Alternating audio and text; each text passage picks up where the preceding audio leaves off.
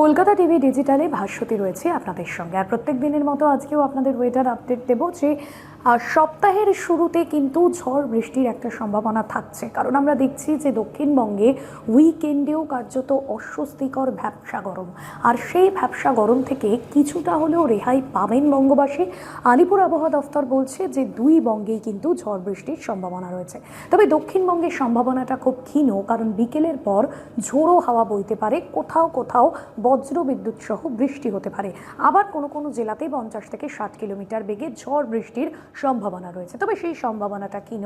তবে উইকেন্ডে তাপমাত্রার বড় পরিবর্তন না হলেও সপ্তাহের শুরু বা মাঝামাঝি থেকে কিন্তু তাপমাত্রার একটা পরিবর্তন হবে। কলকাতাতেও কিন্তু কার্যত যে সামার ফিল আবহাওয়ার থেকেও সব থেকে বড় কথা একটা অস্বস্তিকর এবং ভ্যাপসা গরম রয়েছে। বৃষ্টি কয়েকদিন আগে হয়েছে, কিন্তু তারপরেও কিন্তু ভ্যাপসা গরমটা রয়ে গিয়েছে। উত্তরবঙ্গের বেশ কিছু জেলাতে ঝড় বৃষ্টির সম্ভাবনা, যেরকম দার্জিলিং, কালিম্পং, কোচবিহার, এই সমস্ত জেলাগুলিতে কিন্তু ঝড় বৃষ্টির সম্ভাবনা থাকছে।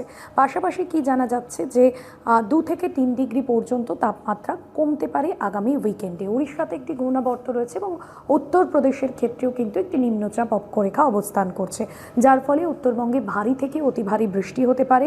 জলপাইগুড়ি, আলিপুরদুয়ারেও কিন্তু ভারী থেকে অতি ভারী বৃষ্টি হতে পারে।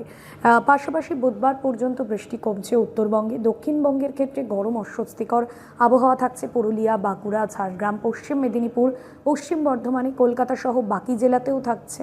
এবং কলকাতার যে তাপমাত্রা সেটা 36 থেকে 37 ডিগ্রি। বাতাসে আর্দ্রতার পরিমাণ বেশি থাকার কারণে কিন্তু অনেক ক্ষেত্রে ফিল লাইক যে তাপমাত্রা সেটা কিন্তু যথেষ্ট নাজেহাল পরিস্থিতি তৈরি হয়েছে।